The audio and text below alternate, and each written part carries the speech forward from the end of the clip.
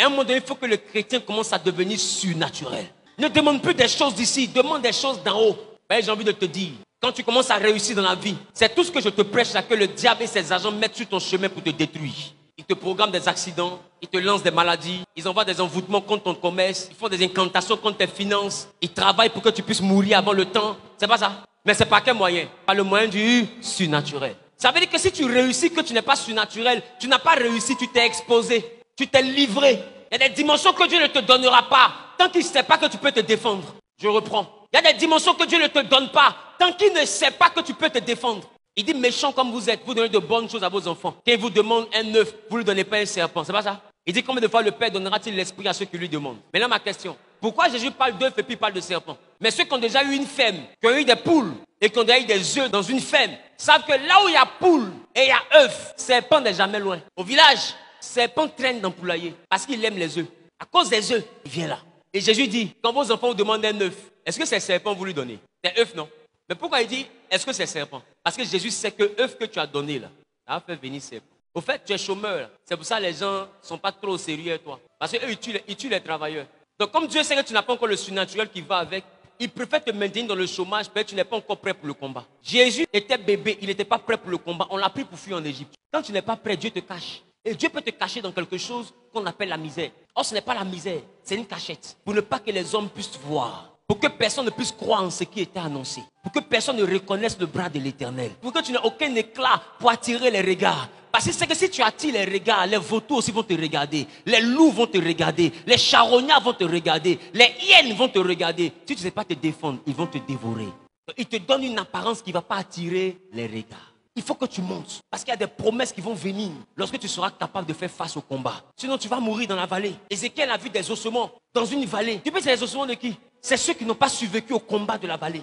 Et dans la vallée, tu peux mourir, que personne ne te trompe. Des gens ont eu la promesse de Canaan, mais ils sont morts dans le désert. La promesse de Dieu n'est pas tout le temps une certitude. Des fois, c'est une possibilité. Que personne ne te dit que tu ne mourras pas sans voir la gloire de Dieu. Beaucoup sont morts sans voir la gloire de Dieu. Et le soleil ne s'est pas arrêté. Tu peux mourir sans voir la gloire de Dieu, je te dis. Tu peux mourir sans voir la promesse de Dieu, je te dis. Mais ton attitude définira ton altitude. Monte et tu verras que le silence de Dieu n'a jamais été un refus. Son silence, c'est un appel à la préparation. Il veut que tu te prépares. Il veut que tu te consacres. Il veut que tu montes en pouvoir et en puissance. Parce que ce qu'il va te donner, ça va attirer un nombre d'ennemis physiques, mais aussi des ennemis spirituels. Si tu n'es pas puissant, ils vont te détruire. Ne pense pas qu'ils sont compatissants. Tu es trop gentil. Tu ne peux pas faire du mal à une mouche. On est d'accord. Mais quand tu vas à la boutique, comprends au moins qu'il y a quelqu'un qui a fabriqué un insecticide que tu achètes là.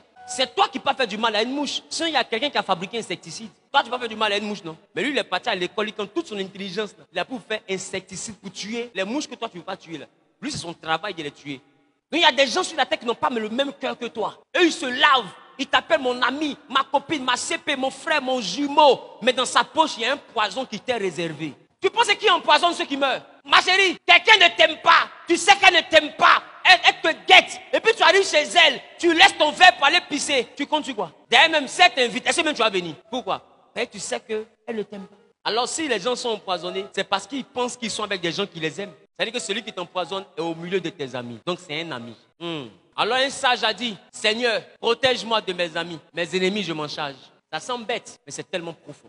Parce que si je sais que les gens ne m'aiment pas, je sais que le groupe-ci ne m'aime pas, est-ce que même où ils sont, est-ce que je vais passer là-bas? Non, je n'ai pas besoin que tu me protèges d'eux. Si je sais qu'ils sont à gauche, je m'en vais à droite. Il sait qu'ils sont à droite, je m'en vais à gauche. Il sait qu'ils sont devant, je m'en vais derrière. Parce que ceux qui veulent me tuer là, ils sont là. Mais ce sont les amis qu'on va regrouper et puis on coupe pour leur faire une accolade. Alors Jésus demande à Judas, est-ce pas un baiser, pas une accolade que tu trahis le Fils de l'homme? Parce que beaucoup parmi vous, vous serez trahis par des gens qui vous embrassent. Ne vous y trompez pas. La vie de Jésus est une prophétie pour nous. On a tendance à chercher loin. Oh, il nous a dit, on aura pour ennemi les gens de notre propre maison. Celui qui va te tuer là, il est au milieu de tes frères. Il est au milieu de tes amis. Il est au milieu de tes confidents. Il est au milieu de ceux qui disent, tout le monde peut me faire ça, sauf lui. C'est dans ce groupe-là il est. Je prie que Dieu te donne le surnaturel.